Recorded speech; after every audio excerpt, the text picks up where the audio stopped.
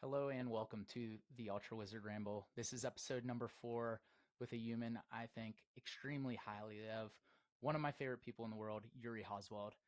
Yuri is an extremely accomplished gravel cyclist, but first and foremost, he's a great human. He's the athlete manager at GOO. He does the hiring there for cyclists, swimmers, athletes of all different types of backgrounds. And he doesn't necessarily just look at athletes as how fast are you, what are your results. He really cares about the depth of character when he chooses athletes. Today we're going to unpackage how he got into gravel cycling and touch on a plethora of other subjects, including some of his awesome content creation. And I can't wait to share the cast with you. Welcome.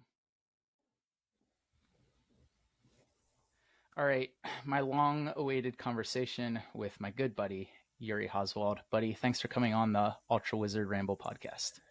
Patrick, I am so stoked to be here and chat with you for a little bit. You are one of my favorite humans in the world, so I look forward to a good conversation here. Oh, buddy, I appreciate you, man. And thanks for taking time out of your day to come on the cast. Lately, me and you have been spending way too much time behind the keyboards, chatting back and forth about cycling, some about Western states, etc. But today, we're going to unpackage you and everything there is, like down to the bones of Yuri Hauswald. Yuri, you're one of my favorite people, man, and I'm so grateful to have you on the cast, especially one of the very early editions of this podcast. So the way I usually like to get these started is let's talk origin story and let's talk you. You are a really interesting guy. You have so many irons in the fire. You have so much competitive history. People could Google you and hear about you, but I'm really wanting to get back to the bones of who you are, man, where you came from, and why you are the guy you are. So, entertain us a bit, man. You're quite good at that, and I'm excited to hear more. All right, hold on, folks, because here we go. I grew up on a farm in Northern California in the early 70s. It was a working ranch, so we had all the animals, pigs, chickens, cows, horses, rabbits. I think we even had like a llama, maybe here or there. I can't totally remember, but that also meant I grew up with a lot of chores too, which was a great way to um, teach me some really positive like life lessons early on, that you need to take care of other things before you necessarily get to take care of yourself. I also grew up without a TV, which meant that I spent a lot of time outdoors, engaging my imagination, my sense of adventure. Uh, and looking back on that, I'm super thankful for that kind of upbringing that my parents were able to give my sister and I, because it was really a magical place to spend my youth. Um, I also grew up playing like all the stick and ball sports. I wasn't particularly gifted at any sport, but I loved the camaraderie and the competitive side, mostly soccer and baseball in my early days. And then when I went to high school, I went away to boarding school. I had the opportunity to try something new, a sport I'd actually never ever seen before, called lacrosse. We didn't have that up here where I grew up. Wasn't something I had even seen before, but it seemed like a fun new challenge. And that's sort of been like a defining thing as I look back in my life, is like saying yes to some big opportunities Yeah, or yeah, man. scary things, right? Which is, I think, a through line that we'll go through this conversation, is that the more we say yes um, to things that possibly scare us or challenge us, the more we grow, the more we realize we have more in us. So I picked up lacrosse as a freshman. Wasn't that good, but I loved it, and decided to go to a couple camps to like really hone my skills. Um, and as a sophomore, Were those up in your uh, region, Yuri? Did you do them in your region, or did you go to like Maryland, where the hub no, of lacrosse was? no, that's interesting. You're already painting the East Coast, West Coast picture here for lacrosse, because for folks that know, lacrosse is really dominant and highly skilled on the East Coast. West Coast, not so much at that time. It's sort of like the same analogy of West Coast water polo at that time versus East Coast water polo. Um, but I think things have sort of leveled out probably in both sports now. I mean, we're talking like 20 plus years ago now when I picked up lacrosse, even more.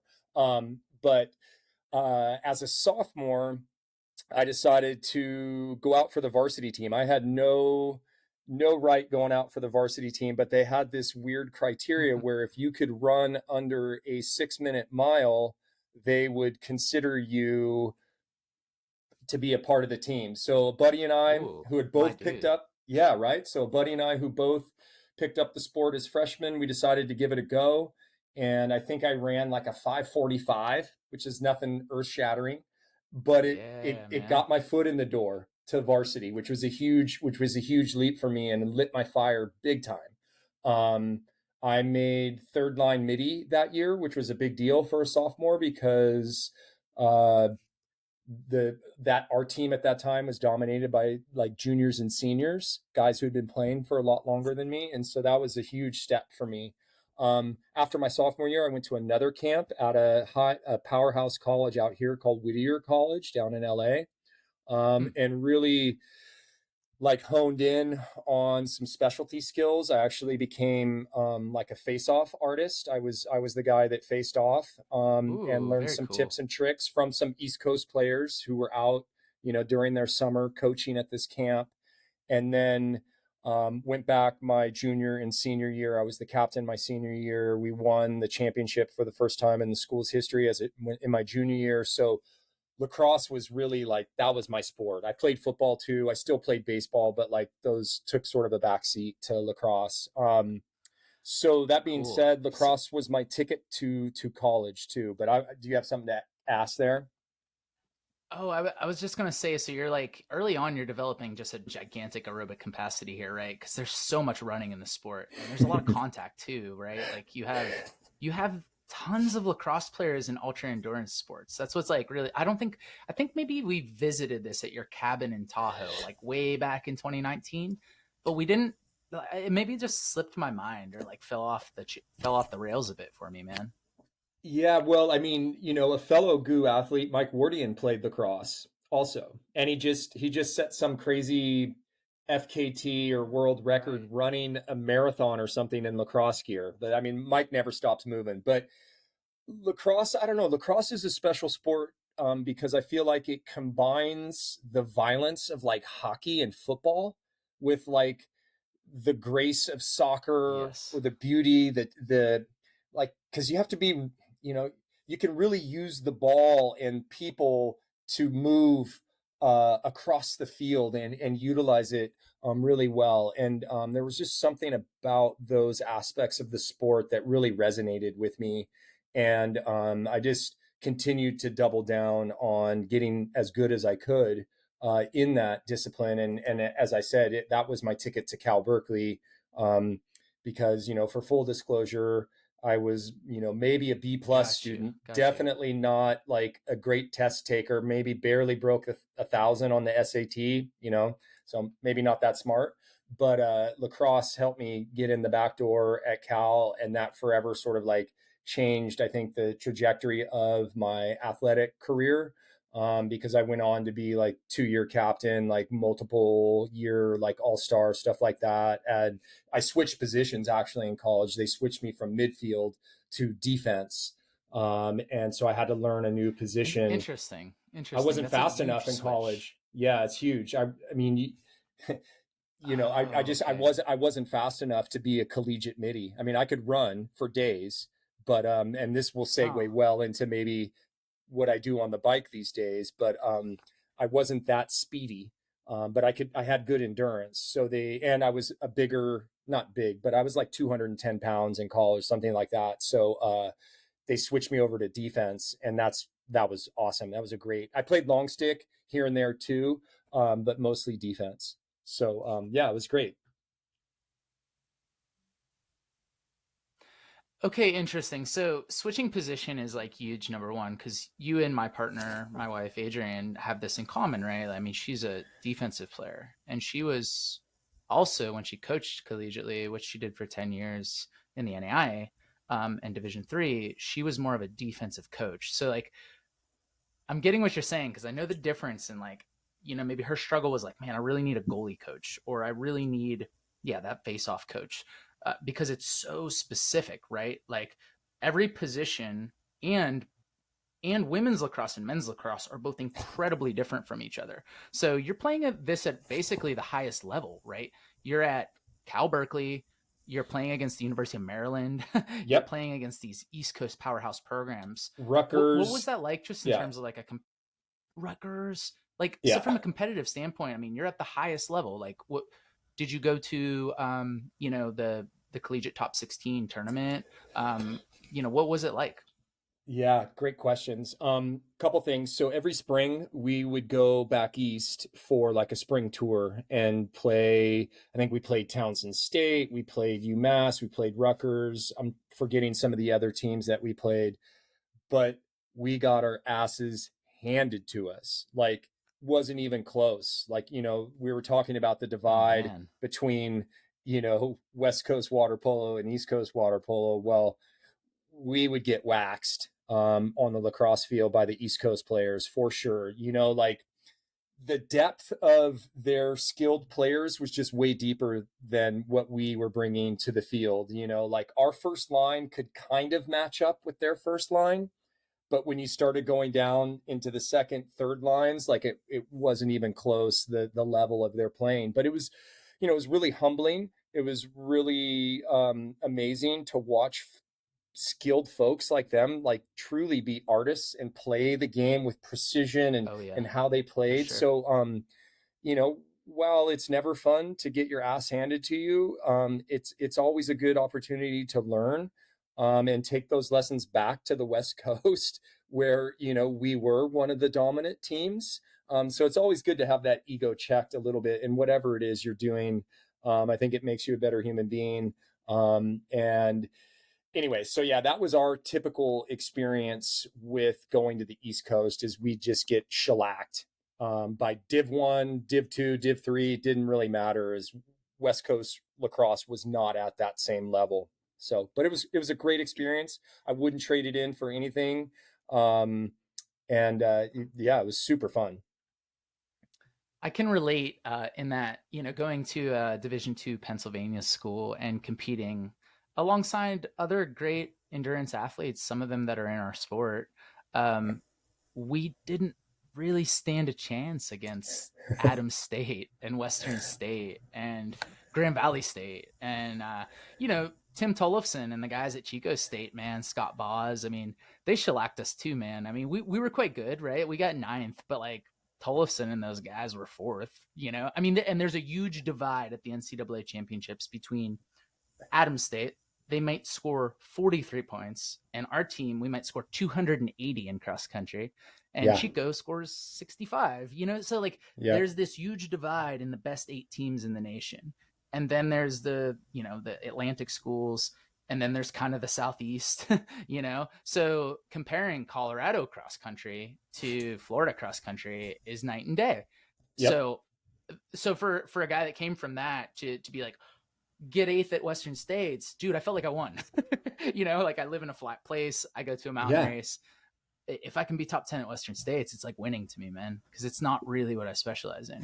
So I can relate to Yeah. you in this way of like, you have this deep passion for sport, but maybe your region isn't the best at it, right? So how do you keep that passion like into the rest of your life? I mean, you just learn to, I guess, deal with the repercussions of the environment you live in, right?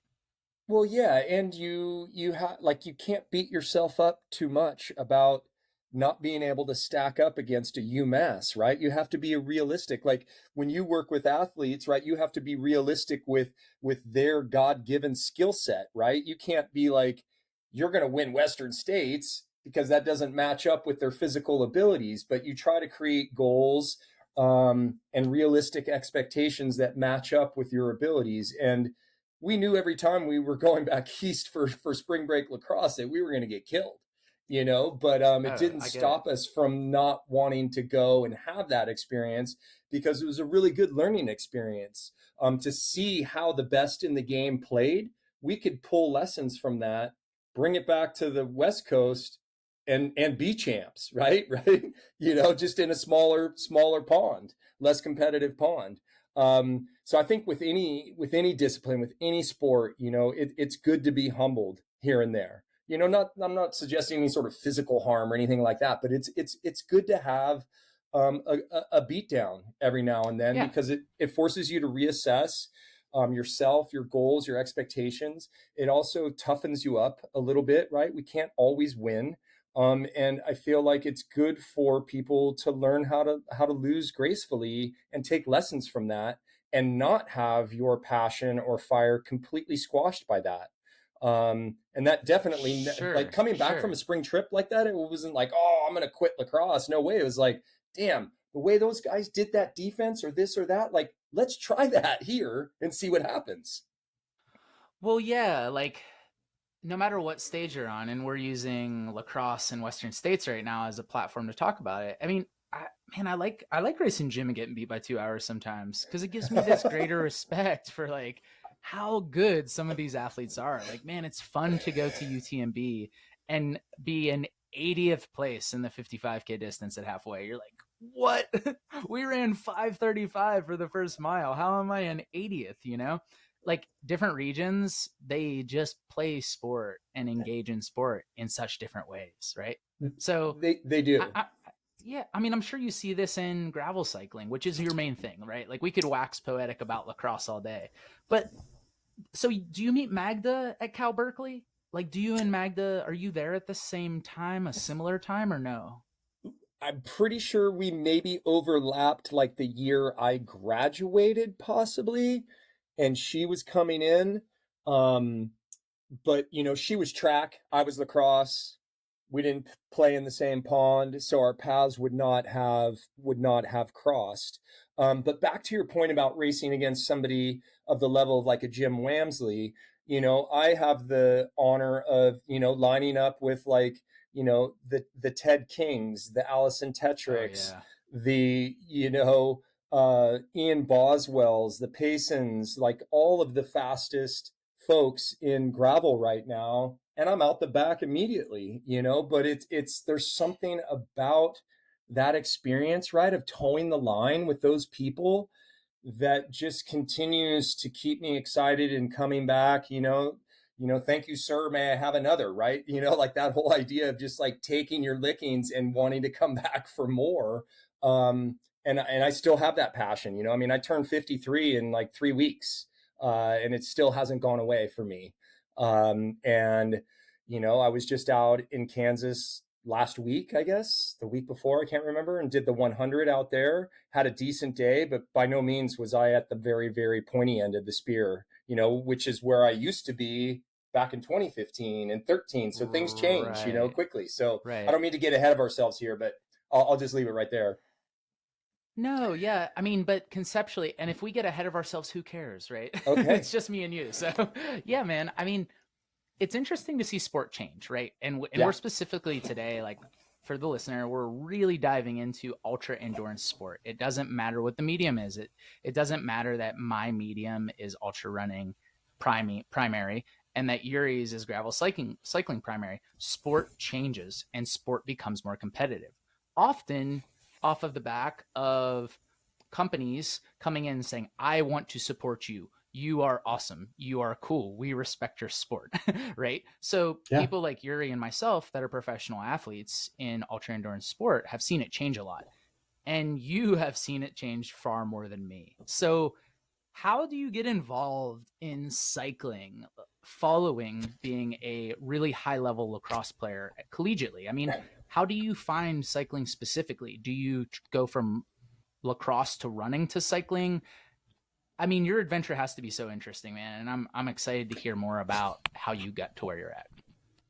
Yeah, well, I have to thank a couple that I taught with in Pennsylvania named Mark and Ellen Nelson, because as soon as I graduated from Cal Berkeley, I drove back east to Pennsylvania, Pottstown, Pennsylvania, to be specific, to a prep school there called the Hill School, and I taught in their summer program. Uh, I played one summer of summer league lacrosse because it was available, and easily accessible, but there were no more opportunities for me to take my lacrosse to like the pro box level. I was not that good. Mark and Ellen Gotcha. were Okay. avid mountain bikers, and they shared their passion with me. We had weekends were our only time to ourselves. When you teach at a boarding school, you don't have a lot of personal time or alone time. And Okay. our alone time was heading out on the mountain bike. They had a bike they shared with me, and I fell in love with mountain biking. And Oh man, that's that's such a pure way to it. experience It, like it is. your origin story in the sport, man. It is. And I would just like to remind people to share your passion, whatever it is, with other people, because you never Sure. know like how that might ripple out. Like it may turn them into a cyclist or an ultra runner or a guitarist or whatever it is, but you just never know. And Mark and Ellen and I, we were just having fun on the weekend trying to get our yayas out and decompress out in the woods, and I was experiencing a new sport. But it lit my fire big time. Obviously, the competitive side of me was intrigued by it. My second year at the Hill School, lo and behold, one of my students worked in a bike shop, and I got my first bro deal on a specialized, stump jumper. And from there, it was Oh game man. on. And that's how I got into it. And then when I returned, I only taught out there for 2 years. I went to Santa Fe to start my master's through Middlebury College. And it was in Santa Fe where I truly went off the deep end into the mountain bike scene and did some of my first racing. I started working in a bike shop and had some other mentors or guides or Jedis, whatever you want to call them, guide me along this path that helped set me up for 20 plus years of racing and adventure that we can dig into. But that's how I got into mountain biking, was a couple sharing their passion with me. Well, you have something to do in Pottstown, Pennsylvania, right? You take this job opportunity, you go to this somewhat interesting place, but it's very different from going to school at Cal Berkeley, right? All of a sudden you have time where time would usually be, well, where do I spend it? It's like, well, how do I spend it? Yeah. Because Cal Berkeley, I mean, let's be honest, like you can be in Oakland seeing rad punk rock shows at Gilman, 624 Gilman, every night of the week, man. Right? Like you could shoot over there, you could go to San Francisco, you could be in Berkeley, you could be going up in the mountains with friends, you could be surfing or skiing, or I mean, the plethora of things to do in California is wild. I think your brother-in-law actually told it best to me, and I tell this all the time. He said, and I mean your brother-in-law specifically, the winemaker, when we were Yep. indulging, some serious hedonism after Western states. Um, he said, I love California because I can go skiing in the morning, surfing in the afternoon, and go see the Grateful Dead at Yeah. night. Yep. So all of a sudden, man, you're in this place that is remote and different. And you find this passion, you take it to somewhere like Santa Fe, where I have to assume the plethora of options for mountain biking and gravel cycling are just off the chain comparatively. Yeah, the opportunities there for exploration, for cutting my teeth in a new sport, were tremendous for sure. And plus, I had two new guides. Tony and Brian were the owners of a new shop that I happened to befriend just out of sheer dumb luck, and would literally bug them almost every day after school to go ride or hang out. And that's how we developed a friendship. And then after that first summer season there, they invited me on my first bike packing trip ever, and this was in '96, so long Oh time my ago. gosh. We Wow, went man. into the Copper Canyon deep in Mexico on our bikes. And it was a magical experience that I will never forget. And it definitely helped set me on this cycling adventure path that I am on now and continue to be on, and just further like supports this notion of just sharing your love with other people, because you never know what kind of fire it might spark. Well, you've always struck me as that type of person in general, and I'm sure it stems from this time in your life and other times. Growing up without the stimulus of a television, growing up on a farm, you make your own fun. I have to imagine that has been infectious for the rest of your life to the point that you share info with me like, dude, get the velocios, right? like you are a wealth of information when it comes to this gravel cycling stuff. And I feel as though I am too, right? Like someone's like, tell me about socks. I'm like, all you need to know is Drymax, right? Or tell me about nutrition. It's like, all you need to know about is goo. And Whole Foods and Yeah. getting creative when those aren't working in the run. Yep. So it's kind of a situation that like you build this plethora of experience in your mind to share with others by this firsthand experience of going to wonderful places and others sharing with you, right? So like your knowledge isn't just yours. You made this mistake and then this person helped you correct it. So these early days, we're talking 96. Yes. Long I mean, time this ago. I is know. I'm 20 all. 27 Yep. years ago, man. Yeah. I mean, people are getting really into gravel cycling, bike packing, me specifically, right? Like you've got me down the rabbit hole. So Yeah, and this was pre gravel. I mean, gravel didn't exist. That was not a term that was used at that time. I'm not even sure, I mean, I guess bike packing was used at that time, but we were, on rigid mountain bikes with some sort of rack system that we bungeed, our gear to and sleeping bags and just went for it. so you've seen gear change a lot, but you've really seen the face of racing change even more. I mean, we're talking before the existence of the gravel bike frame that we know today. What was going through that transition like, and what has your experience been? And like, how did you get started racing? So you're talking about 100 in Santa Fe area. What were those early days of racing like for you? And like, when did you know you had something special that had converted from like lacrosse to gravel cycling or mountain biking? Well, I would say I really didn't have anything that special athletically, to be totally honest. Like I said, I've never been like that gifted athlete who could just come off the couch and do something. Um, but what I do have a lot of is like drive, persistence, passion. Like I'm not afraid to work hard. That probably stems from my years of growing up on a farm and working for my father's construction company, stuff like that. Just knowing how to do the work is really important, and feeling rewarded by that. The whole notion of like sort of like, chopping wood and carrying water, the more you do that, the better you get at it, right? And the easier things become. So I did my first mountain bike race in Santa Fe. And if you're familiar with Santa Fe, it's at elevation. As I said, I'm 5'11". At that time, I was probably closer to 200-ish pounds, just coming from, college lacrosse. Not your Sure, typical sure. cyclist physique or body at all, very heavy. Um, and courses in Santa Fe tended to go up before they went down. So I'm not a climber. Um, I back then Oh they man. had they back then they had a beginner, sport, expert, and then pro categories. Being maybe a little bit overconfident in my skills, I was like, I don't need the beginner category. I'm going to start as a sport in Santa Fe, and I got waxed. I got killed, but I loved it. It was super fun. I actually Oh did my man. first century in Santa Fe too, at the encouragement of the guys, Tony and Brian, that I worked with. I bought my first road bike through them.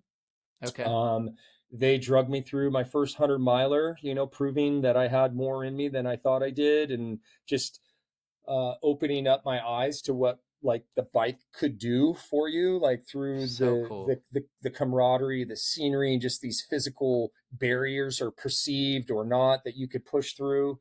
And from there, I moved back to California, and I started elementary school teaching and really chasing the mountain bike dream at that point. The Norbis circuit, which was the big like race series at that time, was still sort of in its heyday. So that meant that I had like national races I could go to, and test myself against others. I eventually made it up into the expert category. And then a few more years of racing at that sort of level, I qualified for a category called the semi-pro category, which was a stepping stone to Okay. pro.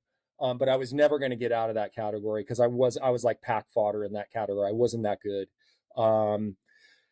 But in 2005, I was dared by a good friend of mine who I had been riding with a lot to try something new, right? Once again, circling back to this thing of saying yes to big challenges. Sure. Push Um, uh, yourself. Try new right? things. This is Try new like things. super common in the our two sports, our two focal Yes. sports, running and cycling, dude. You have to, Yeah. right? You have to. And it opens doors. Here's the perfect example. So my buddy, who I'd ridden with for probably up to 5 or 6 years at that point, was like, hey, you get like stronger as the day goes on. As we ride longer, he's like, you're always like doing better at the end of the days. Like you should try a 24-hour solo mountain bike race. And I was like, what? I'd never even What? like, I knew what, I know, I was like, what? I knew what they were, but I Oh had never man. thought about doing one solo. And I was like, okay, well, I got one for you. If you're going to have me do it, you need to be my mechanic and stay up for 24 hours. And he was like, deal. And so, Oh man. yeah, my wife and my friend Tim were my first pit crew in 2005 for something called the 24 Hours of Adrenaline, which was a 24-hour race series that went all over the United States at that time. It was the hot series at that time.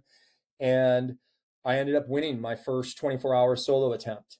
And Yo, I so know, rad, I man. know, it was crazy. It was an awesome, amazing experience. And the power of saying yes. And that qualified me to go to world championships that year.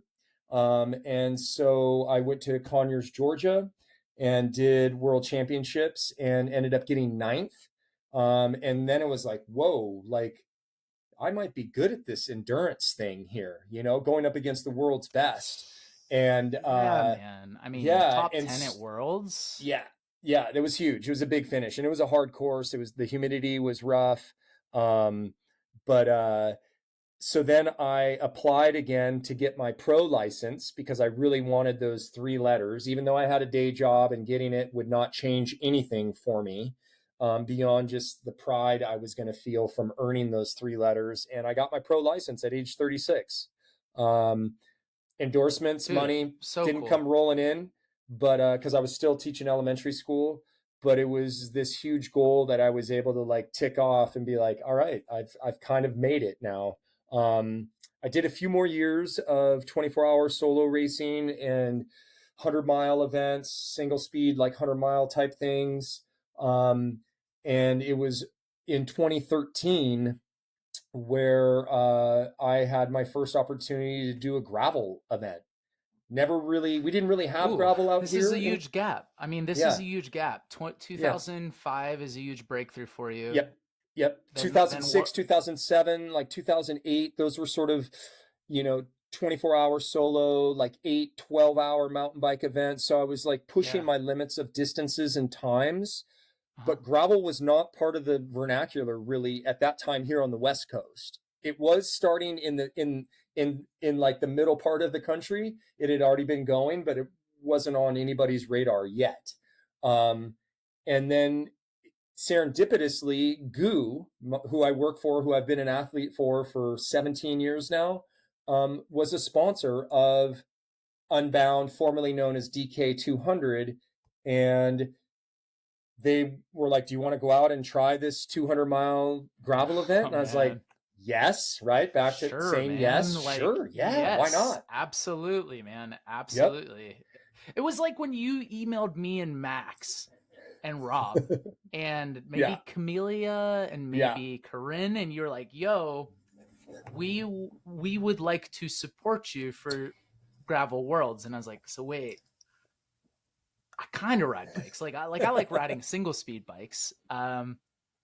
What do I need? Like, Yeah. yes. Well, Yeah. yes, and can you help me like get a kit? Yeah. Yeah. You know, Yeah. like I can't wear running shorts, man. This is like you want me to run 50K and then bike 200 miles? Like, dude, Yeah. how many months do I have? 9? Sure, let's try.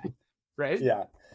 We're going to make that happen at some point. I know, for full disclosure, folks, didn't make that, come together, Yeah, unfortunately, yeah. but we will at some point.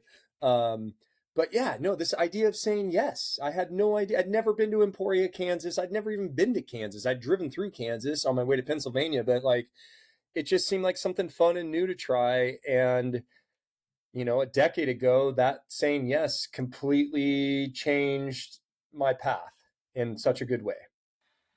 Well, it's interesting because like, man, I think I grew up a little bit more being intimidated by yes. And maybe even being raised in such a way it's like think about saying yes. Like maybe veer away from yes until you have all information. And now I'm more like, ooh, doorway, opportunity, why not? Let's try it. I want to do this. And I end up saying yes a lot more now because of this attitude that you're talking about. Because like I think if you have a good, like, just general moral compass, or you kind of like the trajectory that you're on, you develop this pattern of learning to say, like, there are like yellow lights, green lights, and red lights. Red lights, you turn the car around, right? You turn it, you try another way. Yellow lights are like a big decision point. But I feel like with you, every time you present something to me, I'm like, green light, just do it. Like, Yuri knows, like, he has the same attitude as me about, yes, like, take the path, dude. Like, try it, you know? Yeah, we're better for it. Whether it's a good experience, it's a shitty experience, like you're going to learn something from it. You might surprise yourself. You might even find a completely new passion that takes you in a new directions and opens those other doors you're talking about, which is what happened to me when I went to Kansas in 2013. Okay, so 2013, you go to the formerly known as race, now Unbound, to race 200 miles. You've already rode 200 miles within 24 hours at this point, right? Correct. Very controlled though, and you have an aid every hour or however long laps take you, right? It's like NASCAR. I had a lot of support. I had a pit. I was able to restock. And for folks maybe in your audience who aren't familiar with gravel racing and the nature of it is it's typically very, you have to be self-supported for the most part. There are aid stations, but they're spaced, 50 to 75 miles apart. You have to carry enough fuel and water and fixing things, all that stuff. So it's a very different dynamic than 24-hour racing. Yes, I had ridden, I think, as many as like 240 miles in one 24-hour sitting, but I'd never Okay. done 200 miles of gravel where you're going 50 to 70 miles in between aid stations, and having to be very self-reliant out there. Okay, interesting. So this is a new medium for you. Even though you've gone this far, you're talking, dude, you got to be a lot more self-reliant. When you do have the opportunity to see your crew, it's maybe worth breaking a bit to make sure you get that bottle. Or like if Oh, you miss it, stop, because like that could be your race, right? yeah, pits are pivotal and really important, but they're still quick. I approached my pits in 24-hour racing. I wouldn't even get off my bike. I would just straddle my bike.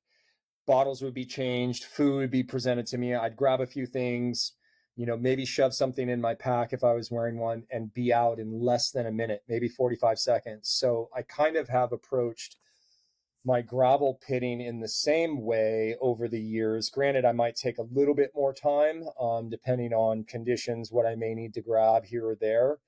But in the past decade or so, I've approached my pits in a very similar fashion as to how I used to do 24-hour solo racing. Try to be as efficient as possible. Know before going in what you're going to want to grab. Have a clear plan with your pit, much like you guys do at Western States or things like that. Um, Sure, sure. get it and get out, because the more time you dilly dally, if you sit down, you don't ever want to sit down, in my opinion, because then you're not wanting to get up. And so, yeah, that's how I've approached it over the years when I've done something like Unbound. Yeah, I feel like I've got to learn from the best in ultra running with this too, between Megan Canfield, Ian Sherman, Jeff Browning. I mean, you want to talk about efficiency, dude. Jeff is like, drop bottles, drop bandana, grab bottles, grab bandana, grab gels, go. Yep. We ran within 2 minutes of each other at Western States 2019, and like I learned a lot about Yep. efficiency from Jeff. Like that was an incredible experience. I thought I was efficient, then I saw Jeff, no dilly dally, man. Like, no, it was, polite thank you, but like just hammer and go. more All more pol- business. Yeah. more polite thank you to aid station. Like, I'll thank my family and supporters after. Now business, hey, where's the bandana? Like we talked about this, like, because every Yeah. second does count. I mean, think It about it. Like, does. 7th to 10th place at Western States in 2019, I was one of these guys, right? Stephen Kirsch was 7th, 14 seconds in front of me. Jeff Browning was 9th, 23 seconds behind me. 100 miles, just under 16 hours. And Cal Pietari, right? Like, he was 10th. There was a 1 minute 47-second gap between the four of us. That's crazy. 16 hours of racing, man. I mean, that's how competitive this sport is now, though. And look, dude, Yeah. that's dated. That was 4 years ago. much more competitive has it got? I mean, what will we see this year at the race, right? But anyway, we're waxing We could poetic. talk We're about getting that ahead of because, yeah, ourselves. no, it's okay Yeah. because I would love to talk about it more. But as we both know, snow is going to be the big factor this year, and lack of foliage due to the fires could increase the temperature that runners are dealing with. But we could talk about that on a whole separate podcast. Sure, that's another podcast. For now, we're talking about Unbound Yes. 2013. Tell me about it, man. I mean, give me the rundown. Your first one, your first 200. You're doing it on the biggest stage, right? This is the biggest stage at that time for Yep. 200 miles. Yeah, first time ever doing a 200-mile gravel race. Well, I had a good day. I got into the front group, which eventually became like 7 or 8 of us by like mile 70. By like mile 80 or 90, there was just 3 of us off the front. And then I got my first of like 2 or 3 flats at like mile 110. So I was off the front with 2 other guys. And then I got 2 flats in pretty quick succession there that took me out of the front group, and then pedaled in solo for a bit, and then got caught up by the group that we had lost earlier in the day. And 3 buddies and I rode in together like the last 20 miles. Like we've talked a bunch about the camaraderie. We Yeah, shared man. we shared the workload coming in, and we decided that we weren't going to sprint each other to the finish line, and we just went 4 across arm in arm as we rolled across the line. And we just told the judges, you can decide how you want to score us, because we weren't going to sprint each other because of the brotherhood out there that we had established in those last 20 miles. And there was a gentleman in our group, Jim Lehman, I'm talking about you. He was the strongest, probably. He'd done some of the biggest Herculean pulls and probably could have beat all of us. But, we had that time together and just decided we weren't going to sprint each other. And so they scored us. I forget how they scored us, but I ended up getting on the podium that year and didn't even know it. I didn't even go to the awards ceremony, but I think I ended up maybe 9th or something. Oh man, so cool. Yeah. And so it got me really fired up about this new gravel phenomena. And I went back the next year and helped start a gravel camp through Unbound. That was part of our sponsorship as GOO. We had all of 6 people for the first ever gravel camp out there in 2014 or 2014. Yeah. And then you juxtapose that against this year's camp, and there were like 60 campers, which is awesome to see that kind of growth. Cool. But yeah, it got me really excited about this new discipline, and it actually got me to work with a coach for the first time in my career. I decided to sort of buckle down and get a little bit more serious with my training.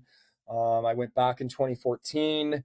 I had multiple flats, and the heat derailed me that year, and I ended up like 25th or something like that. So kind of going backwards if you're judging your experience purely based on performance, which I wasn't really.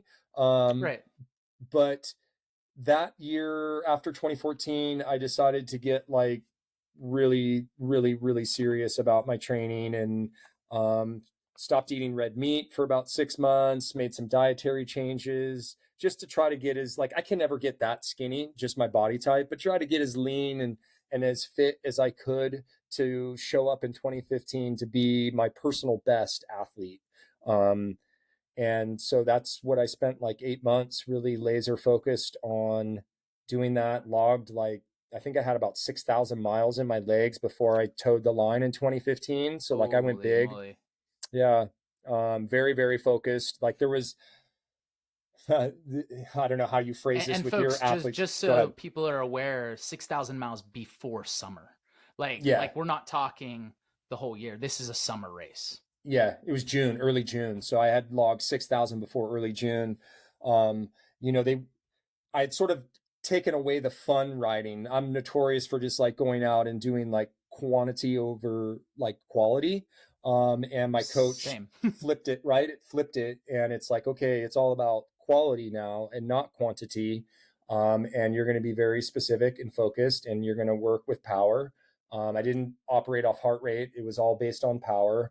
And that's how I trained for like 7 or 8 months getting ready for it. And so when I showed up in 2015, I was as fit as I've ever been. I wasn't the fittest or the fastest person that showed up that day, but those who know race history know that Mother Nature threw us a massive curveball in 2015, which actually helped me out. Okay, so let's unpackage this race. I mean, I know the story, at least in terms of the end result, but you're approaching the race. You're probably the fittest you've ever been. What's the curveball, and how does the day go? Yeah, so the curveball is torrential, massive amounts of Midwestern rain that had just obliterated the surrounding farmlands and roads there in Emporia, Kansas, to the point where they were nervous about even possibly maybe even running the race at times because the high flow of river and stuff like that was giving them pause for sure. Um, so it was extremely muddy. I mean, Mother Nature has always thrown a curveball, whether it's a tornado or heat or humidity or wind, which is always a factor, mud. Um, Something always gets thrown your way when it comes to conditions. So that year was particularly, like, people call it the mud year for good reason. It was the muddiest the race has ever been. Although this year was really muddy also, but we can get to that later, but not as muddy. Mother Nature threw some Yeah. wind and rain at folks this year that we didn't get in 15, but it's neither Yeah, here nor maybe there. we could talk a little bit about Amity's experience this year. Yeah, Only because I geek out on following yeah, Amity, and it's always yeah, such like killer authentic content, right? yeah, And yeah, raw. Yeah. yeah, Anyway, totally, so totally. Yeah, yeah. this is the mud year. Yeah. Okay. This is the mud year, 15. Um, so there's 11 miles in, there's this notorious 3 mile patch of prairie peanut butter that completely blew the field apart. I mean, we're talking like you ride into it, your wheels are plugged, your bike won't even roll. So you have to figure out a way through it, cleaning out, your tires and your brake bosses and stuff like that. Make sure you don't pedal and rip off a derailleur. So this is where, being a larger athlete and having my running background came into effect, because I was able to shoulder my bike and start running through the grass along the edges. And that's how I navigated that 3 mile stretch, was running through the tall grass where it was wet so I could clean my bike in the grass as I was moving, and just trying to be like smart and Wow. patient with my efforts, when I could pedal, or run or walk or whatever it looked like.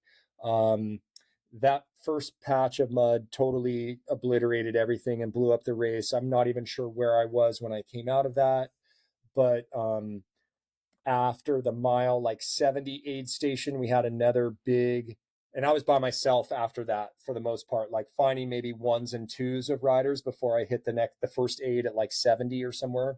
Then we had another big mud patch at that point, that you had to get through. And then after that, like by the time you hit like mile 95, it finally sort of settled down and there wasn't any more mud. And I realized that I was in fourth place at that point. And Oh yeah, man.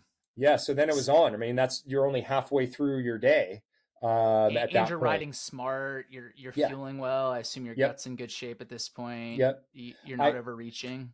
Yeah, and so interestingly, this was early-ish days of our Roctane energy drink, which is 250 calories in a bottle.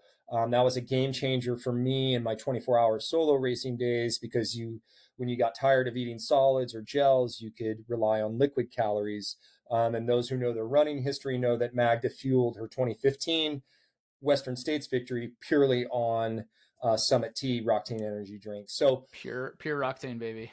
pure Roctane, I yeah, just did Bronze Dragonfly, which was the Georgia state record, 100K 100 miles on pure Summit tea, yep, dude. yep, Like, we had a it 23 works. minute lightning delay. I ate some potatoes, salted, Yeah, but that was it.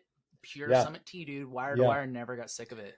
yeah. It's fire. It's just amazing, man. It's amazing. So that I had actually lost a bottle and didn't realize it early on in that first mud pit, because I had wrecked. Um, but you have to pivot, right? So if I don't have 250 calories in liquid, I realized that I need to maybe take in some other gels. So I was trying to compensate in other ways. I was also at that time testing our branch chain amino acid capsules, which hadn't come out yet. And for folks that know GU products, know that unique branch chain amino acid combination is what differentiates our Roctane product line from our regular product line. So I was testing those capsules, and they were definitely helping with my mental focus. Sort of, I feel like they buffer lactic acid, possibly, that Yeah, they some of that aid real-time muscle recovery, right? Anywhere they between aid 2 and 5 recovery. capsules an Yep, hour. Yeah. exactly. So it's mile 100. I realized I'm in about fourth place, and I just put my head down and went to work. I mean, I was stoked to be in that position. I had no illusions that I was going to get onto the final podium or not, because a lot can change in 100 miles. But fast forward to the last aid station, which was at 150 miles, and I came into it with third place. I'd caught two other people and rolled into the aid with this other kid, and I told him rolling in, I was like, hey, I'm going to be super fast in this pit. Like, if you want to work together for the last 50, we got to be in and out, otherwise I'm not waiting. And he was like, cool, cool, cool.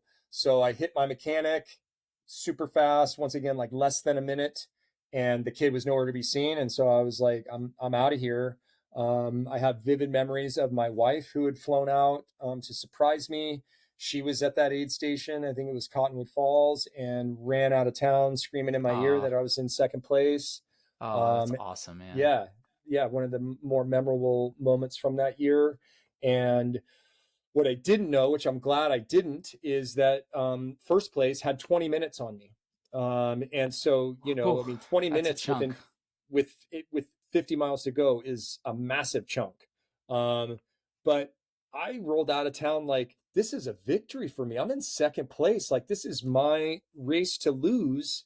You're And I like, know dude, I these, won. yeah, I've already won. pretty Like much. Yeah. unless 30 guys catch me or have a huge mechanical, I've already won, right? Yeah, totally. And so I left town super excited. I had all the supplies I needed. I knew the last 50 miles really well because we had ridden them for camp like a couple months prior. We had been out there for the Unbound camp. And I just went to work in the last 50 miles, working within the power zone, that my coach and I knew that I could hold for a long period of time, and just started ticking over those miles. Maybe 10, 15 miles into that last stage, I had a photographer say, hey, he's only 10 minutes up on you. But I had no context to know that I had already chopped 10 minutes off of a big gap. 10 minutes still seemed like a lot to me, that I was not going to catch him. And I have to say, it wasn't like front of mind, like, Sure. chumming the sharks, that I was going to get this guy. But it was more just keep doing what you're doing, having fun. I remember, seeing at that point you're overlapping the 100 milers. So I was seeing friends, Okay. saying Okay. hello. Um, and then it was with only 2 miles to go in the event that I caught the kid who'd been off the front all day. Oh Um, my gosh, 2 miles? 2 miles. Yeah. And that's when, I had to shift out of, oh, this is fun, I'm fine with second place, to like, now it's really a race. Like, we're gonna have to play some games here. I'm gonna have to figure out how I beat this guy who's like 20 years my junior. Not that age is a big difference at all, but like, um, yeah. And so then a little bit of cat and mouse. Tried to drop him going through this little campus part before you dropped onto the main drag. I couldn't shake him. And then at the top of campus, there's like a 3 block drag right through the main heart of town with thousands of people lining it. And I just realized that I needed to go there and try to outpower him, like out Sure, drag race sure. him. And then instead of trying to take it closer to the line, and I was able to hold him off by like a half a wheel. And Oh my that's, yeah, gosh. yeah, it was the Dude, biggest victory of my I had career. no idea it was so close, Yuri. Yeah, I kind of imagined you in my head at least like riding super smart and popping in the lead with 20 miles to go or something, you know? We never talked about this. We never yeah, unpackaged it. I mean, this was a huge day for you. This was like yeah, career defining, right? Like winning yes. this race is like winning Western States. Straight Yep. up. Like, so like you cross, are you just like, what?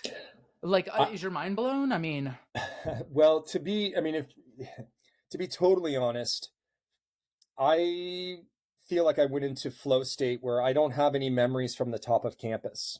I like, it's not a Oh blackout, but man. where you go into that state where like mind, body, everything is like hitting on the right level. And I was just so laser focused, some of which could have been to the branched chain amino acid capsules. I probably ate 26 in the span of 13 hours, so like two That's per a lot. hour, 2 or 3 per hour. It's a fair amount. Um, but I don't have any memory of those like 3 blocks of sprinting. The last thing I remember is being at the top of the campus saying, I got to go now. And I went. And the next thing I remember is coming across the finish line and letting out like this massive, like primal, like Lord of the Flies guttural scream. And I don't ever like say Oh, anything or do anything like that. But it was just this complete release of yeah. of emotion, of joy, of I don't know, just hard work, of all the things. My wife was there at the finish. There was a lot of layers to that victory. And you look at the look in my eyes and it's like disbelief, satisfaction, like just complete utter joy, completely wrecked, totally exhausted, given everything I have. So yeah, just a really, really magical moment that I'm, so blessed to have been able to have in my career. I've had a great advisor in my life, and this kind of reminds me of him a bit. Daniel Caulfield won the national championship D2 at Adams State when he ran there. He was a great 1500-meter runner. He ended up running 146 indoors for 800, Irish national record. I think it's still the Irish national record. And he coaches at like California, University of Pennsylvania, where my sister went to school. She was a 400-meter hurdler, and Dan says, like, I think of Dan as like one of the best coaches in the country. With the funds he has, probably, I'm just assuming, combined with the support of a smaller Division II university, um, he says like he recruits these athletes with this mind. Like he doesn't worry about what the marks are. He thinks about, okay, are you a sub 430 miler? I can work with that. And from that bunch, he finds the athlete that he thinks can do more than they are physiologically capable of with the mind, right? This animalistic, and this is where you went, dude.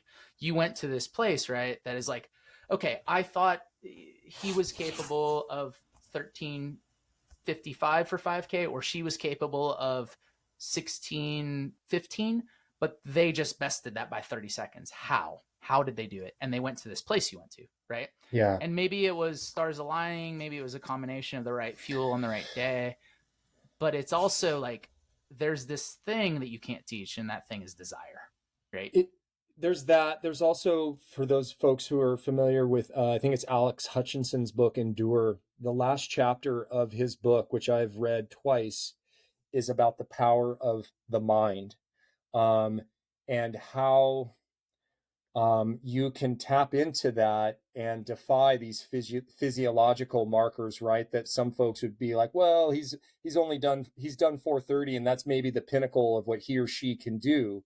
But what they don't take into account is what the mind can unlock, and whether that is through positive mantras or little mental games you play with yourself, or your ability to tap into or harness like internal energy or whatever it is. I don't really even know what it is, but he said the mind is like the last frontier or the unexplored frontier of human potential, right? The more you can harness, the more you can train your mind, like the more you're going to unlock your physical potential. And that happened, to me that day, because as I've said many times, I'm not like a physically gifted athlete, but I do have the desire and the ability to work hard and push myself to the ragged edge. And that's what it took that day.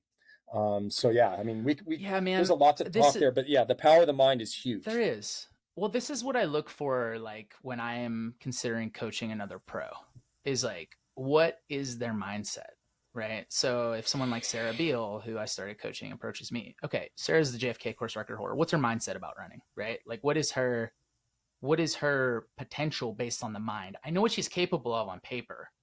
Thus, I know what she's going to be capable of at Javelina 100, but where is the mind? And when she says things like, well, I'm in this because I like to have fun. Oh, okay. Well, now we're working with a totally different monster. We can improve your VO2 max too on the VDOT. We can get your running mechanics to this different place just by good solid science. But where can I help you take a mind like that? And that's what it comes down to, I think, when it comes down to coaching and development of athlete. I personally always try to agree to work with athletes through coaching services or as a mentor that have that component, because that's what you need to succeed on a really high level, I think. I 100% agree. And I'm not sure if it was in Hutchinson's book or maybe, both Steve Magni's Do Hard Things. And there's another author out there, Brad Stolberg, maybe he's Do Hard Things. But anyway, this idea of the belief bank, putting, putting like savings into this personal belief bank that you're going to be able to accomplish something. And so much of that has to do with your mind, and the power that it has to unlock physical potential that maybe you didn't think you had. And you pair that with somebody like you who helps coach that, who helps coach, your form, your technique, VO2, whatever it is, your power. Like you put all of that together, and it's a magical mixture that unlocks this potential that folks will continue to surprise them with. And it's yeah, I mean, that's what happened to me that day. My coach, here's a funny story. About 4 months prior to the event, my coach had me doing some extremely difficult power sprints. And I really questioned uh, his logic there. I was like, dude, it's a 200-mile race. It's not going to come down to a sprint. Um, it's almost like he had his crystal ball and knew. But Oh I man. did the workout. I followed it because I wanted to be a good student and do my homework, and I did it, um, begrudgingly a little bit.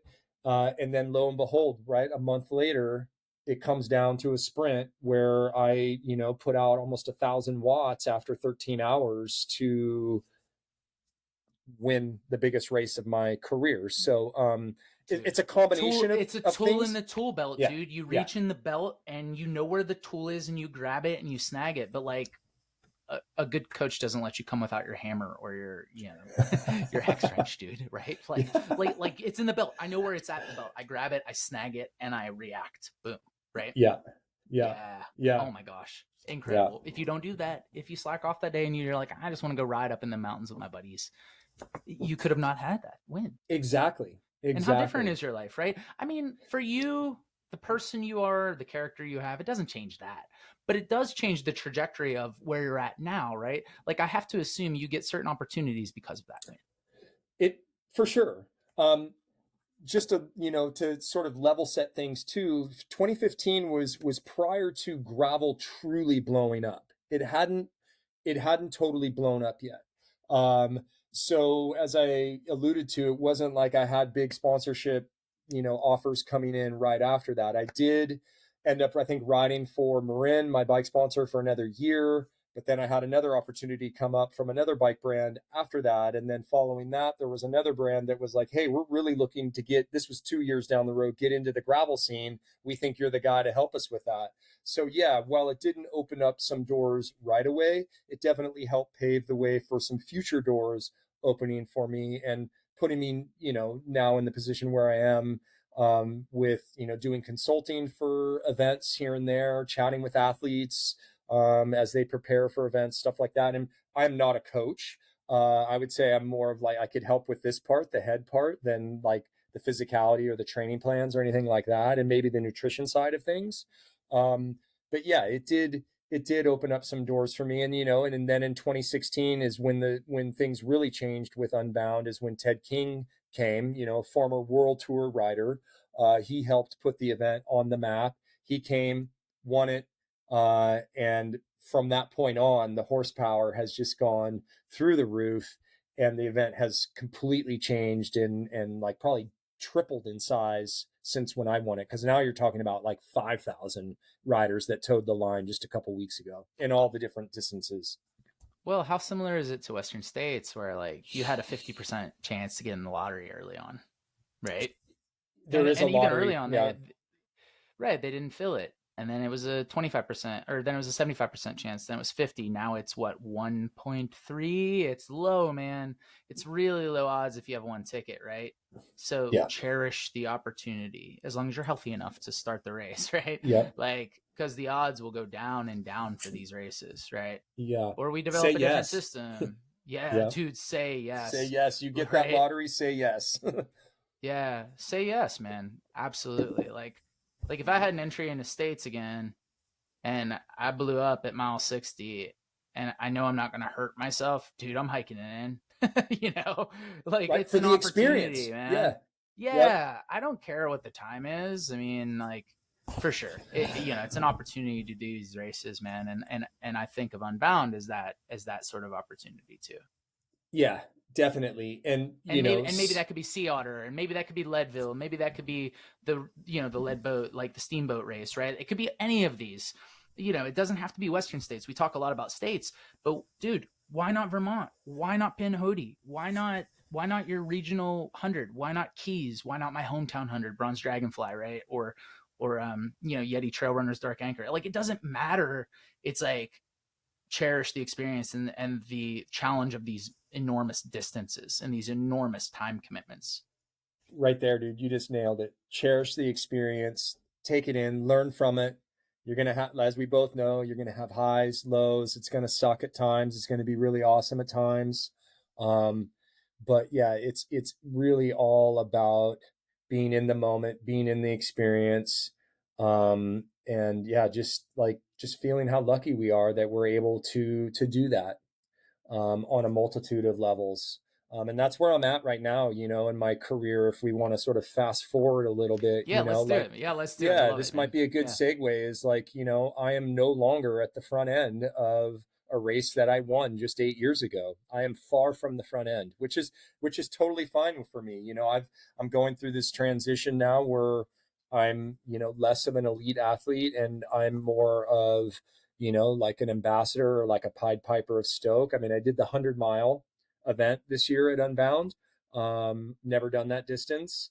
I did get on the old man podium. I got third, in the 50 to 59s, which is great. I was like 35th out of, I don't know, 2,000 100-mile riders. So I had a decent day. Yeah, man. Um, but like, I'm not super hung up on my performance anymore, but rather just celebrating that event, the experience, all the people that are there, the conditions this year, which were almost as gnarly as 2015 for sure. That we had the same mud pit at mile 11 for 3 miles, brought back Oh man. PTSD for sure, ruined a lot of people's days, unfortunately.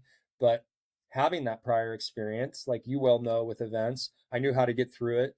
So I got through it actually in pretty good time and ahead of some folks that I shouldn't have been ahead of. And had a great day out there. And I was by myself most of the day too. I saw a couple friends here and there, but I just had one of those solo days where it all came together. And I was just, considering I broke my leg like a year and a half ago, I was feeling really, Yeah. really blessed to be there and able to do what I was able to do. And that's sort of the beauty of where I'm at now in my career is, sponsorships and things like that for me are not predicated on my results. And it gives me a lot of freedom to branch out into these creative projects like we are going to talk about here, where I'm able to tell story through the written word or videos about things that interest me that hopefully will resonate with you and others, right? This gets back to my friends Mark and Ellen who shared their stoke with me. Like I'm hoping if me sharing the stoke for these ghost towns or the Lost Sierra, the Sky Islands, right? That's going to light somebody's fire and they're like, oh, I want to go do a trip out there. And I got a message today on IG from somebody who sent me a note saying that they're going to go out and try a portion of the Lost Sierra route that a friend and I have helped sort of put on the map. And that's like Oh, that's the that's biggest that's reward the ever. magic, dude. That's the magic right there. He shared his route. He wants some input on what I think, and like that's way better than a victory. I mean, to me, like that's getting somebody else, maybe a few of their friends, out into the wild, into this amazing experience, and that's gonna ripple out from them to their friends. Maybe next year there's other people in that group that are going out. So it's just this, I don't know, stoke begets stoke, whatever you want to call it. Like the more that we can put out there in our respective sports, whatever it is, like the more people hopefully you inspire or encourage to say yes and do things that will open their eyes to potential, possibility, adventure, all sorts of things. Yeah. Hey, buckle in, folks, because this isn't a short one. Like, you know, like for those of you listening, this isn't, me and Yuri talked about this maybe being an hour. This is a long one because we just have so much to talk about. We could do this 4 times, or we can just like keep rolling, and we're going to keep rolling. The freight train is Roll it. going. We're on the tracks, homie. And like, we're just down this cool path. I'm super excited to just keep talking. And I think you're hitting the nail on the head, and it resonates with me personally because as a athlete that was on this linear path of like work hard, get a college, you know, not a sponsorship, get a college scholarship, Yep. take a break from sport for a while, come back, get a job coaching, work hard, find myself in a position maybe I'm sponsorable, work hard, get a sponsorship, results oriented, results oriented, results oriented. Whoa, I'm really depressed. I'm beat down. Is there a place for me in this sport? Or am I just a coach again? I can relate to you in that, like, I don't think I'm getting slower, but I think if I continued to be so results oriented, I would have not only been depressed and bummed out, but I would have got slower sheerly off of the pressures I was putting on myself. Yeah. And I mean, during that time when you got, you know, you banged up your leg, and I felt really emotionally and mentally banged up. We checked in with each other a good bit, and my Yeah. answer was often, not great, you know, like, not great. I felt lost, man. But I don't think Yeah. sport is all about that. And I think the beauty of why I continue to work with Goo and with you and with my other awesome sponsors is that I'm more than just a fast runner. I don't plan to be your workhorse, right? Or your results oriented person anymore. That's not me. It doesn't resonate with me personally anymore. Even if it's a little earlier than when you came to that avenue in your career clock, Yuri. And I Yeah. think what you do now, right? Like what you do now, man, is really powerful. You are exploring these wonderful places, these ghost towns, you know. You're getting a chance to share these beautiful parts of the country and your plethora of knowledge that goes beyond your results, right? Like this is an interesting time in your career as an It, athlete and a mentor. it, it is. It's a new chapter. I just want to touch on something that you said because it resonates with me too. Like being purely results driven. While there is a place for that for sure, and I don't want to discourage any elite athletes out there or think that I have anything against No, folks that are definitely purely not. results driven. I have a lot Definitely of not. respect for that for sure, but it can lead to not feeling that you're worth, if you don't get the results in, right, then you start feeling like you're not worthy or you're not doing your job. Why am I doing this?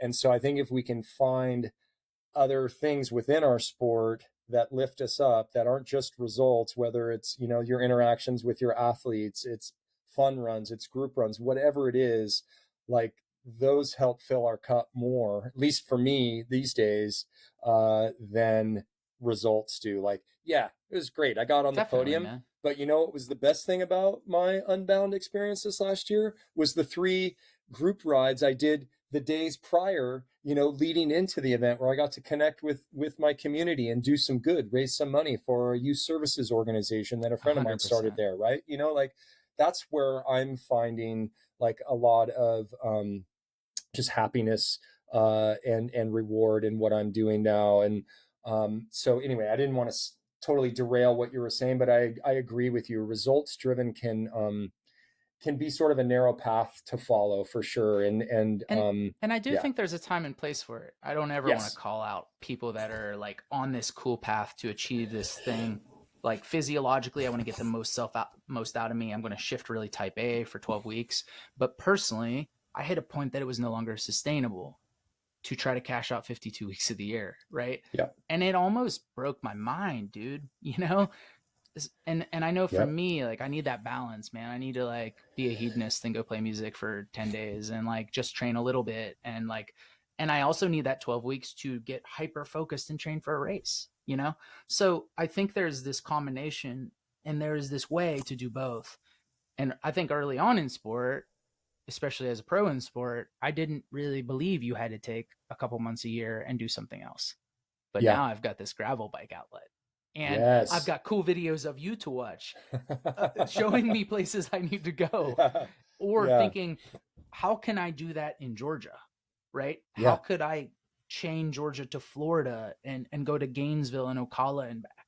Right? So Yeah. that's the magic, is like, we have a vast, enormous country with like really no borders between states in all reality.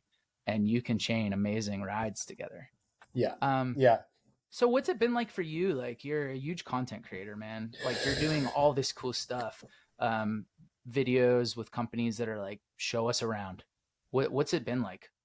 Yeah. Well, it's been an amazing journey. Let's just say it there. And it's actually, it's taken some sponsors who have believed in me to fund these projects. I wouldn't, even though they're not my current bike sponsor, I ride for Giant bicycles right now, but Niner Bikes, I would love to give them a nod because they were one of the first bigger brands to lean into gravel, realizing that there was a lot of potential there, and invested in some video projects with me, these ghost towns and gravel projects that looked at the Highway 50 corridor in Nevada, which is just full of desert roads that spider off in all directions and leads you to some really amazing old ghost towns and mining ruins and hot springs and things like that. And so, I've been able to string together some projects like that with the help of some sponsors because they're not cheap to make. Um, and then, had some writing outlets via like Peloton Magazine or Cycling Weekly or Velo News or some other outlets where I've been able to pen some stories around some of these adventures.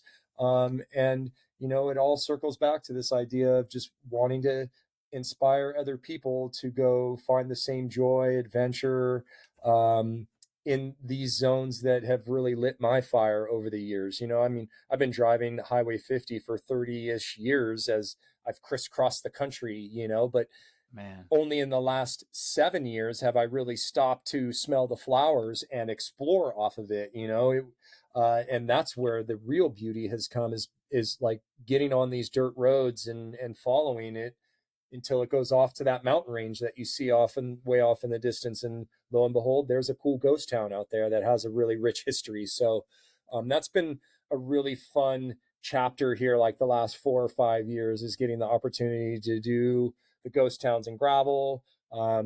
2 years ago, a good friend of mine, Kurt Gensheimer, and I did a project up in the Lost Sierras, spearheaded by the Sierra Buttes Trail Stewardship, which there's a community project up there called the Connected Communities Trail System, and it's going to link together 15 towns up in the Lost Sierra, Wow, man. which were all That's boom to amazing. bust towns, mining or lumber that is all evaporated. So economies are a tad depressed in some of these towns. Some of these towns have almost evaporated off the map because there's nothing to, no economy up there. But this trail system is going to link together these towns so you could experience it on foot, by horse, by moto, by bike, by car. There will be some single track connectors, but right now there's fire roads connecting all of these towns. So starting shortly after the pandemic came crashing down on us, we shot some videos up there. I wrote some stories for Peloton highlighting this project. And I mean, we're talking, this is like a 10 to 20 year big massive project that they're working on. But they're breaking ground on new single track connectors that are going to drop into these towns. Greg Williams, the founder of Sierra Buttes, talks about these main street trails, right? Trails that will drop you into the main street of a town so you can get the things you need. It helps the local economy. It allows you to experience this little mountain town. Maybe you spend the night there and then continue on your way the next day. But it's a Yeah. really dynamic and It's kind of fun like the AT, project. man. It's like the PCT Exactly. or the AT as well. Yes, definitely. Mm, Because you can bounce off of those trail systems right into towns to resupply, get a meal, stay in a sure. bed if you want to. Very similar. Um, and then most recently, Giant. So I signed with Giant this year. They didn't sign me for my results. That's for sure. It wasn't performance based. It was purely around helping them tell story, and inspiring people to get on their gravel bikes because they had a new gravel bike that they were launching this year, and they used me as the vehicle to help through that video project, Horizons, which connects 3 or 4 towns in the Sky Island region of Arizona. So right on the border of Mexico. I started in Patagonia, Arizona, which is just 18 miles from Nogales. And I rode about 75 miles over to Bisbee, Arizona, and Lowell, both old mining towns. There's a massive pit mine in the middle of Bisbee that's sort of an eyesore and reminds us of the destructive nature of that extraction industry, unfortunately, but it's part of the history. And then rode up and around through the Dragoon Mountains and dropped into Tombstone, made famous by the shootout in the OK Corral, and then went through an army base called Fort Huachuca. They allow day passes so you can ride through this base and then get to the backside of it, which is really remote and deep. And then you come over the Canelo Hills and drop back into the San Rafael Valley and drop back into this small town of Patagonia. And that's my most recent project. Giant helped fund most of that. So did the Arizona Board of Tourism. And I've written some stories and things around that adventure. But it's something that is doable for anybody listening to this. They're not crazy epic days, they're like 70 or miles, hyper technical necessarily, or hyper technical. Right? These are gravel roads. Yeah, it's not, and you're not, and I did it credit card style, so I wasn't packing all of your typical bike packing gear. I stayed in a hotel every night. I had hot meals every night because we ended in a town, and it takes a little bit of planning. Airbnb, a house, easy. And knowing where your water stops are, because you are in the desert, so you're going to want to plan for that too, but it's doable. And that was the impetus for that adventure. I've spent a lot of time in Patagonia, Arizona over the last 8 years, and it's a zone I want to share with others. And so that's where that project came from. And I have a few more up my sleeve that I would like to continue working on as the years come. But we'll just have to wait and see what happens. Yeah, I mean, I think what I love about Horizons, beyond just hearing your radio quality smooth jazz voice, dude, is because you do narrate it, right? I don't think you brought up that you are the narrator of this wonderful project called Horizons. It's available everywhere as of now. It's out. Yeah, cool. If people Googled it, they'd find it. Okay, cool. So if you Google Horizons, Yuri Hauswald, project with Giant, yes? Yeah.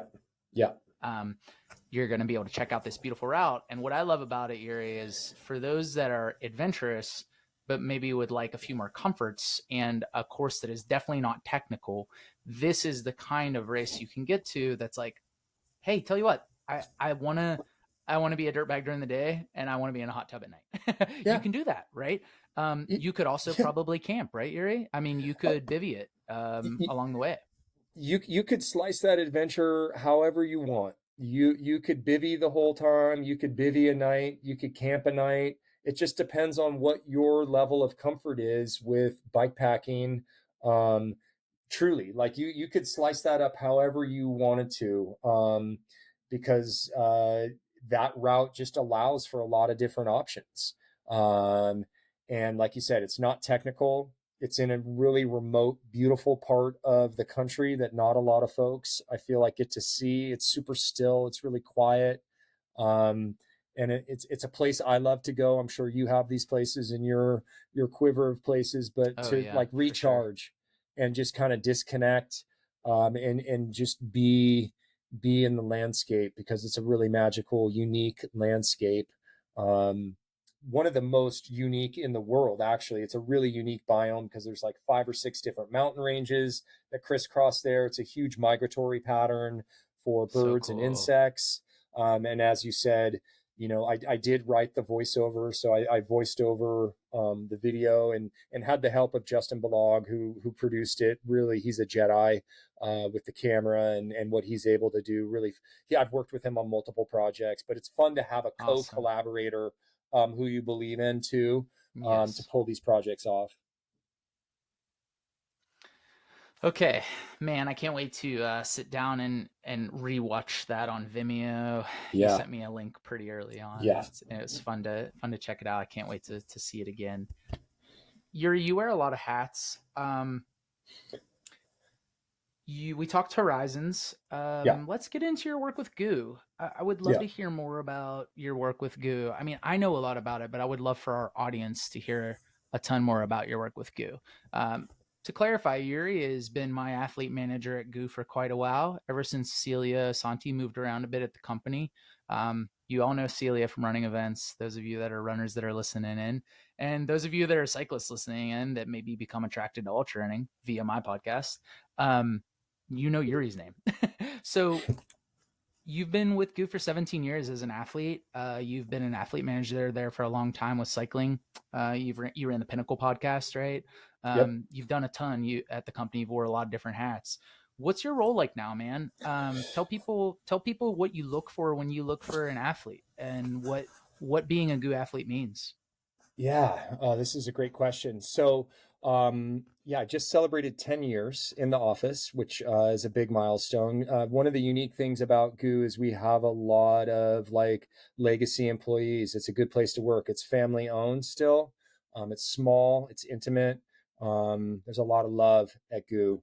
And so I'm feeling very thankful and blessed that I've worked there for 10 years. I haven't always been athlete manager. I didn't really have a job title when I first came on. I was sort of like a brand ambassador, and then, I helped on the marketing side with cycling events and things like that because that's my forte. But about maybe 5 years ago, 6 years ago, I was tasked with taking over our athletes, managing our athletes, and that was a huge, huge honor to get to work with folks like yourself, three-time Ironman world champion Rennie Carfrey, Rob Crar, Rebecca Rush, Allison Tetrick, all these folks, Max King. I could just Man, keep ticking yeah, off the dude. list of really high caliber athletes and human beings that I've had the pleasure of working with. So, what does my job look like? Well, I do the athlete negotiations. As you know, we talk about, contracts, um, and what expectations are, what your goals are, how that maybe syncs up Sure. with GU's marketing goals, stories we're trying to communicate through our platforms, and causes that we believe in. Because folks that know GU know that we have a charitable side to our company, have for many, many years, called GU Gives. Years ago, we did a Yeah, tell us more collab. One about of our, that, man. yeah, I will real quickly because that's what Celia runs now. Celia left the marketing department and now is spearheading and reviving and revitalizing, reshaping our GU Gives program. And so, GU Gives is a way that we can give back a portion of proceeds into certain causes. So, years ago, we worked with the Challenge Athlete Foundation, CAF. We did a Yeah, flavor that had their branding on it. Part of the proceeds went to helping get prosthetics for challenged athletes. That was the first yeah, example man. of GU Gives. Currently, we are working with Rising Hearts, an Sure, I was gonna indigenous bring up Lydia. native, Yeah. yep, Hmm. native organization that is addressing, sort of land acknowledgement issues and trying to shine a light more on, um, I don't know, unfortunate things possibly that have happened in the past, that Yeah, have happened in the past, but right. also uplift other voices. Um, and so we did, Some women that are missing in the community, like Lydia does. yes, Her Boston Marathon this year, she dedicated it to yep, women in the indigenous yep, community that yeah, are not being searched for, have not been yes, found. Um, definitely. yeah, Definitely. And we worked with your friend, and I think possibly a student of yours, Yatika, yeah, who did yeah. artwork for us. We helped support him actually last year when he ran Western States. He got our entry. This year, Callie Vinson, also a native runner, is getting our entry to Western States. It's So awesome. that's the GU Gives side of things. We're also part of 1% for the Planet. Um, but yeah, there's, one of our core values at our company is love. And I know that may sound corny, but we really do love our environment, love the people we work with, love the athletes that we work with, and want to give back how we can. And this is just one way that we are doing that through the GU Gives program. But back to what I do as an athlete Yeah, manager. So when I took over the helm 4 or 5 years ago, I tried to level set contract amounts. They were all over the place. The whole sort of sponsorship model, in my opinion, has changed over the past 5 or 6 years from being and you could find fault with me, but being purely performance based. Back in the day, right? If you were an Ironman world champion, like brands would just like write you a check, and if they heard from you, great. But if you got your picture in a magazine, that was their return. Um, that is not really the model I feel like that we're working within now. It's more of a two-way street where we are seeking Definitely. collaborative relationships with athletes and folks who have maybe a charitable or a give back cause or component to who they are as an elite athlete, but also I think having those causes or those things that are outside of their sport that they're working for makes them more complete. I like to say that I'm seeking less elite but more complete athletes or human beings that I like to work with. I mentioned before we went on the air that I've really leaned into trying to diversify, whether that's color or gender Sure. affiliation, folks that we are working with. Super proud to, sign Sika Henry this year, the first African American pro triathlete, working with Abby Yeah, Robbins of Queer Gravel, Molly Cameron, totally. Jack Ultra Cyclist, who did 52 Everests last year to raise money for mental health. So I'm trying That's a to monster undertaking on a complete bike. yeah, sorry, yeah, the Monster. monsters basically that's 30,000 vertical feet at one time, once a week, every week for the whole year. It's Mm, a mind shattering effort that he did, yeah, and it was all to raise money for mental health issues because he has suffered from depression in his life, and so the bike has become a vehicle of healing for him, but it's also become a vehicle to help him help others. And just a side note, I got to meet him for the first time in person at Unbound. He stayed in the house that I rented, and I can, oh, so without cool, a man. doubt, 100% say that he's an amazing human being, and I'm super proud to be working with him because this year he has 3 different causes that he will be riding for. They are hunger, deforestation, and global warming.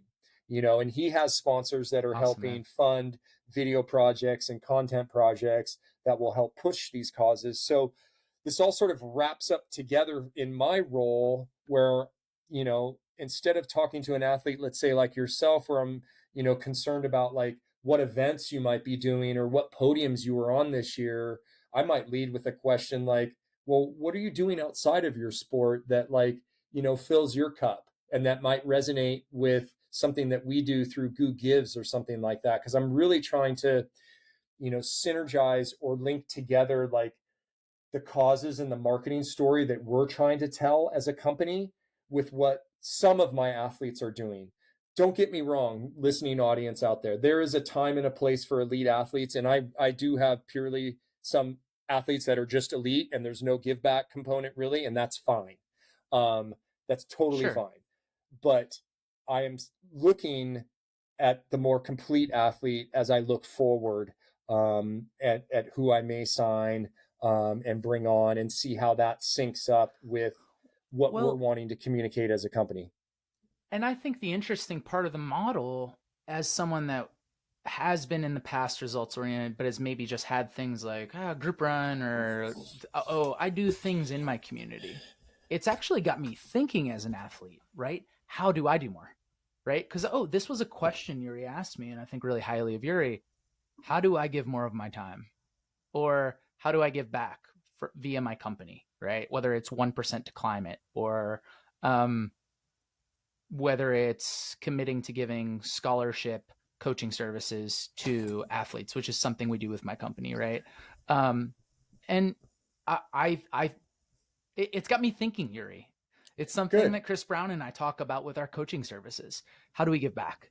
We pick Yeah. we pick people from different backgrounds that would love to have coaching that can't have it for one reason or another, whether it's a fiscal reason or something else, right? I love this model, Yuri. I think it's a big part of why I want to continue working with a company like Goo as an athlete, man. Yeah, I appreciate you saying that, because we're looking at it. We have a catchy phrase that we're using now, and it's called doing well, right?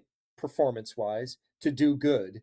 Uh, and that good could manifest however it is, scholarships for athletes to receive coaching services, raising money for mental health, uh, whatever the do good side to that athlete is. But I find it more rewarding to work with folks like that, and I think they get more reward out of it too, because it's something we're really vested in supporting too, versus the one-way street that sponsorship used to be, whereas you would Sure. write a big paycheck to this high-powered elite amazing athlete, but that was their sole job. And I get it. Like Jeff Kabush, an athlete I've looked up to for years, he's an athlete I work with.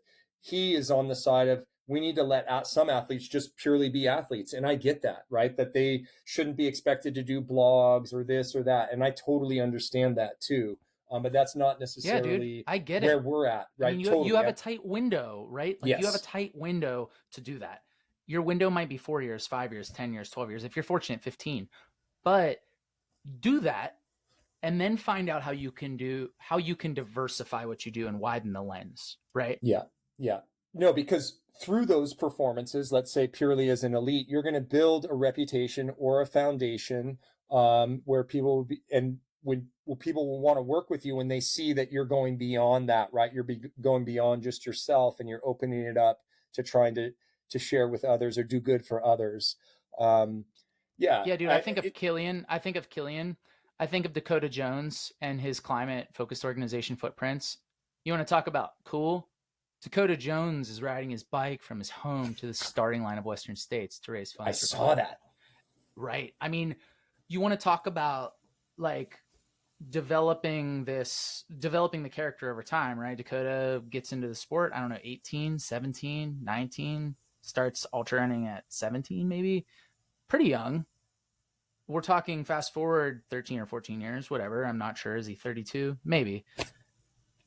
Now he has a nonprofit climate organization. He's going to school, right? He's going to college. He has this mind now where he was like, now this is what I want to do with it. I built this brand. I have this huge social media base. I want to channel it into my focused organization to positively impact climate change. Yeah. And I'm going to ride my bike to Western States. And guess what? If I'm tired, who cares? I love that. Like I just Yeah. love that. Like he's my personal favorite to win this year. Yeah. And it's not just because he broke my record at Javelina. It's like I want him to win. Look at this Yeah. cool stuff he's doing outside of just running fast, dude.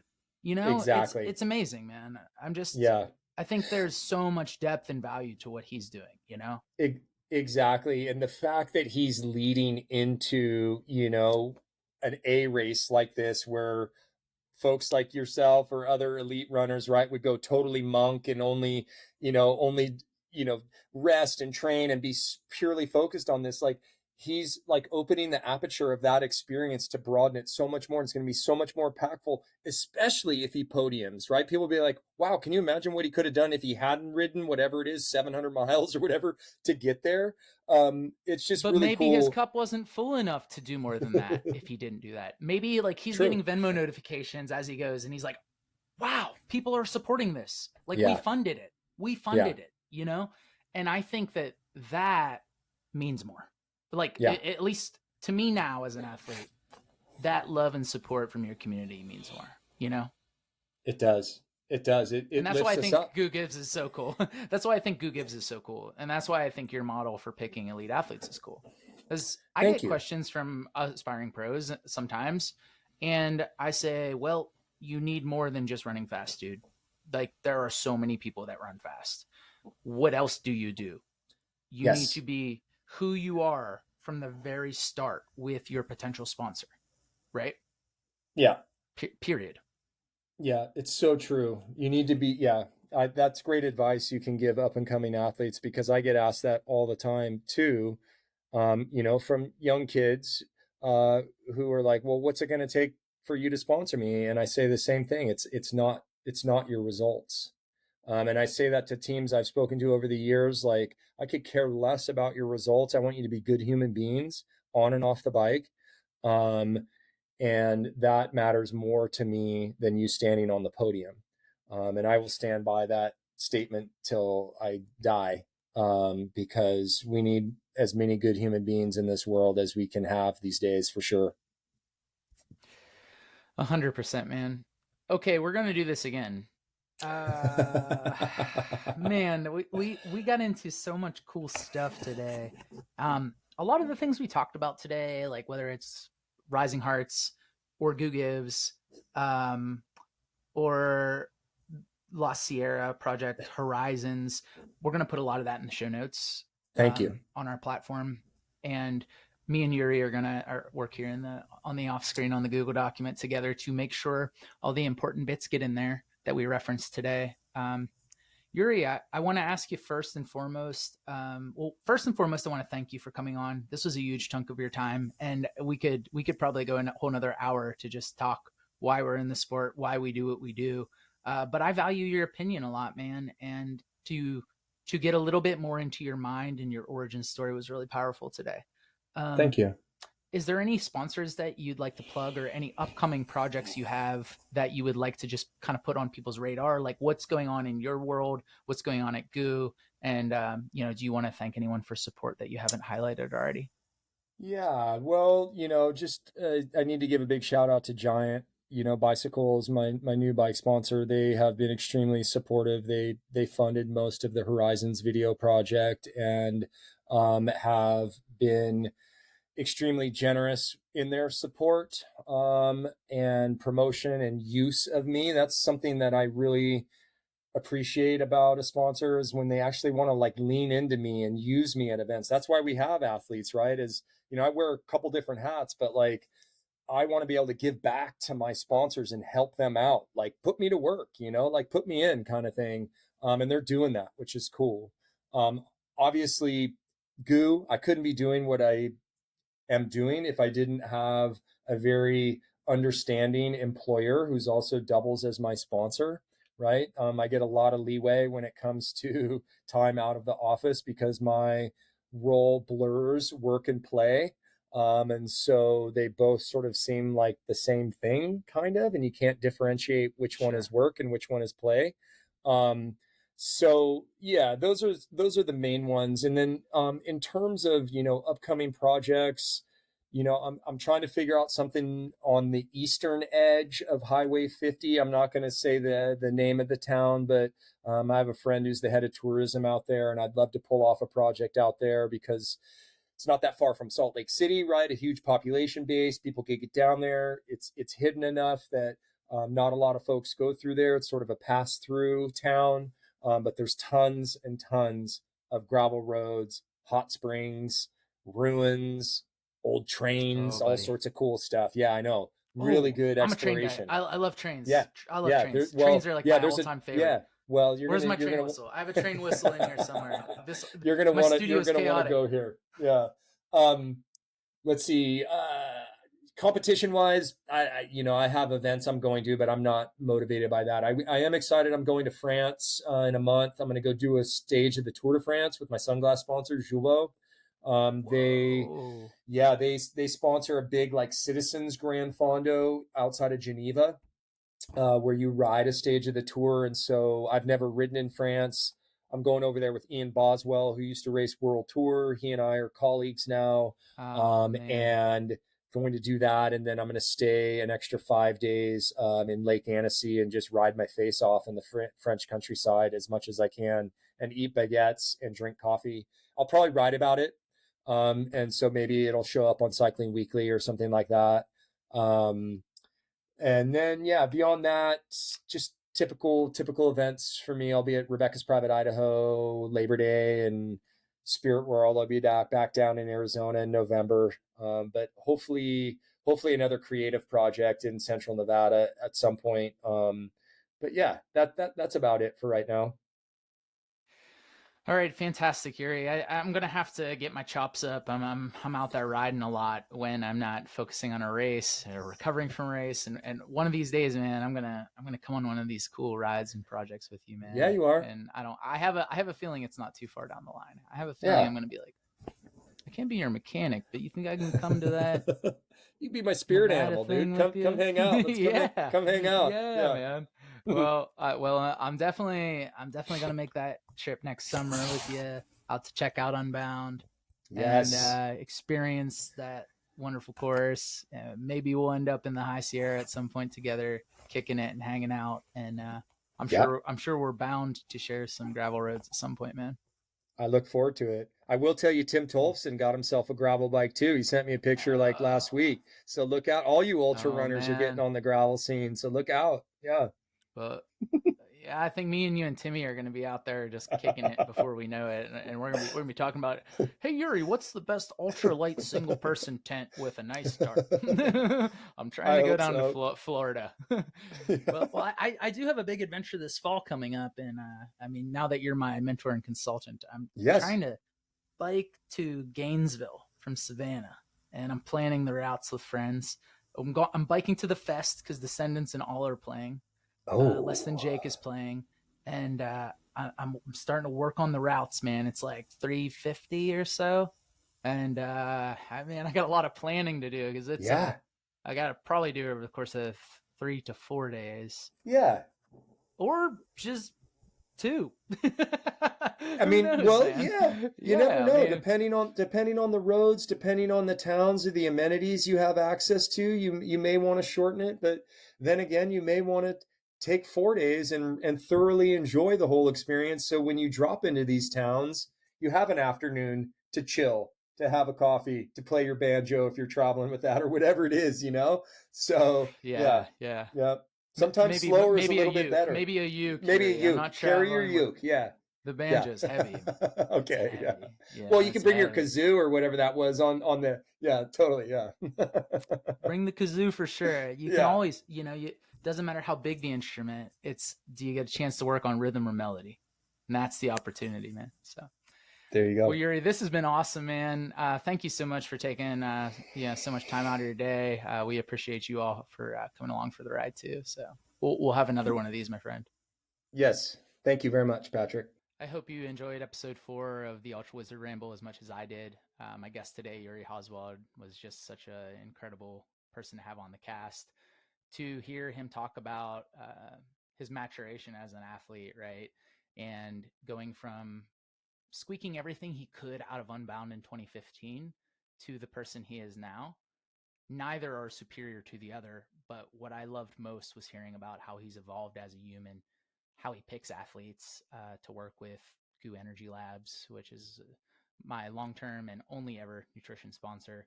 Um, it's really special to hear the core components of who he is, where he came from, and why he's still doing it. So thanks to Yuri for coming on, and thank you all for listening today. I really enjoyed the experience of kind of just working the cast gradually along the tracks and letting Yuri really take the reins to tell us about all these cool adventures you can go on your bicycle. So thanks again for joining us for the Ultrawizard Ramble.